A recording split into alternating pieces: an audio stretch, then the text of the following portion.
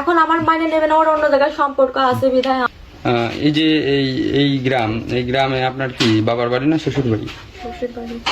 আপনার হাজবেন্ডের নাম কি? সবুজ।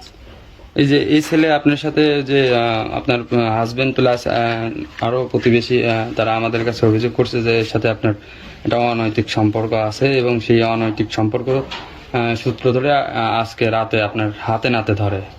না, এগুলো সব মিথ্যা কথা।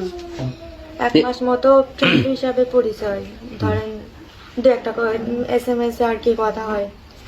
পরে আমার আইডি নষ্ট হওয়ার পরে এর কাছে একটা নাম্বার দিয়েছিলাম, জি, তাই আর কি ওই নাম্বারে মাঝে মধ্যে কথা হয়। একটা এই ছেলেকে কি আগে থেকে চিনতেন আপনি? না, আমি তো এই ফার্স্ট টাইম দেখলাম। তো একটা আপনার পরিবারে যেহেতু আপনার হাজবেন্ড আছে, আপনার একটা বাচ্চা, আপনার গর্ভে আর একটা বাচ্চা, আপনার ছেলে মেয়ে কয়জন? একটাই ছেলে।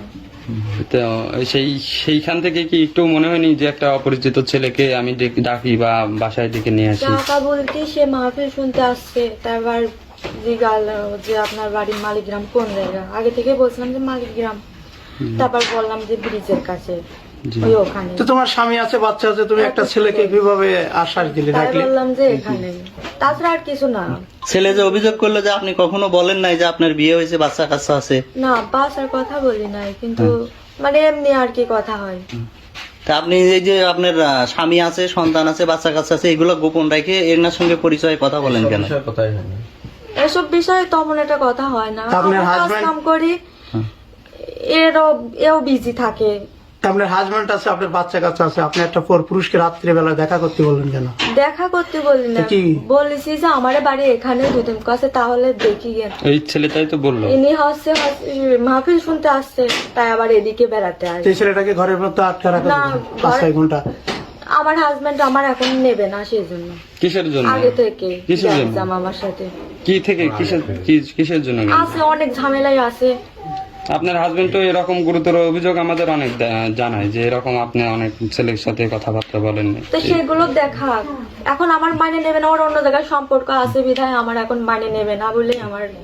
এখন আপনার হাজবেন্ড যদি আপনাকে না রাখতে চায়, সেক্ষেত্রে আপনি কি করবেন? এলাকাবাসী বলছে আমি তো বিয়ে ওর সাথে শাদী। থাকবো, ওর সাথে আমি থাকবো, আমি তো এর চিনি না, ফ্রেন্ড হিসাবে হয়েছে। আমি তো বলতেছি 2 দিনের সাথে কথা, আমি একে চিনি না, জানি না, এর সাথে আমার বিয়ে হবে কি করে?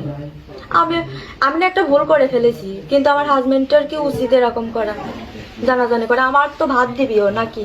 আমার একটা ছেলে আছে, আবার একটা বাবু হবি, তাহলে ও আমার কি এখন ফেলা দিতে পারবি নি? কোন আমি তো ভুল করেছি, আমি মানতেছি। কতদিন পরিচয়?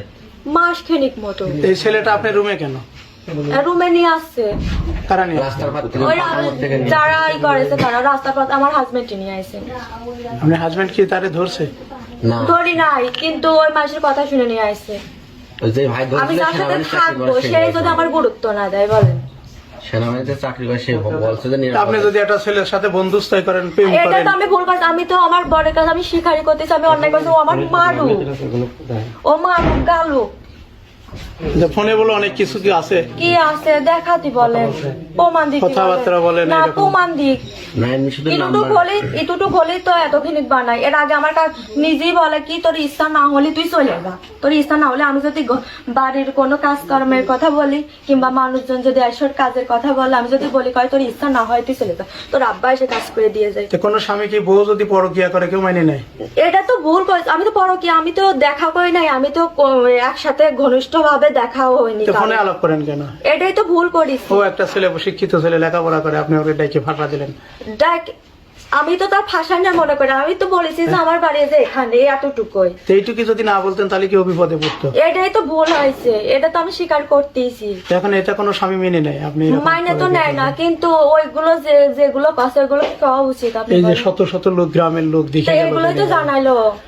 জমক ঘরে আমি একটা তো ওর মেয়ে ভাবি ঢুকে, থাকবো, ছেলে আমি তো ঢুকেছে। এর বিয়ে করতে চাচ্ছি না। আমার যদি এর বিয়ে করার ইচ্ছাই থাকতে না, তাহলে তো আমি ফার্স্টে বলে দিতাম। আমার হাজবেন্ড করছে যে সে বারবার মানুষের সাথে এরকম মিথ্যা করে। কথা। আমার বাড়ির বিষয় আমি যদি কিছু বলি তোর ইচ্ছা না হয় তুই চলে যা। তারপর আমি রাগ করে আমার কাকির বাসায় গেছিলাম। এরা বের করেছে কি আমি কার সাথে চলে গেছি, বুঝছেন? এখানকার এই জনপ্রতি- অশান্তি আজকের না, এই এখানকার অশান্তি- জনপ্রতিনিধি আপনার বাবা মার কাছে ফোন দিয়েছিল আপনার বাড়িতে, এই অশান্তি সে বিয়ে শুরু থেকেই তো এরকম। তারাও তো মেনে নিতে পারছে না আপনি এই ধরনের কাজ করেন। আমি তো এরকম করি নাই কখনো। তারা তো ফার্স্ট বলবে। টাইম বলে এরকম হয়েছে বলে সেজন্য আমার আব্বু আম্মা আসতে চাচ্ছে না, কারণ আমি তো এরকম ছিলাম না। এই ফার্স্ট টাইম হয়েছে বলে আমার আব্বু আম্মা আসতে তখন চাচ্ছে না। এলাকাবাসী তো বিয়ে দেবে, কি করবেন আপনি? এই ছেলের সঙ্গে আপনার বিয়ে দেবে, আমি এর সাথে বিয়ে করবো না, আমি ওর ভাতই খাবো। কার ভাত? সে তো মাইনে নিচ্ছে না। ওর ভাত কার ভাত? তার নাম কি? সবুজের ভাত খাবো। সে যদি মাইনে না নাই কিছু করে না, কিন্তু আমি ওর বিয়ে করবো না। এ ছেলে বিয়ে করবেন না? না, ঠিক আছে, বাধ্য হতে কথা।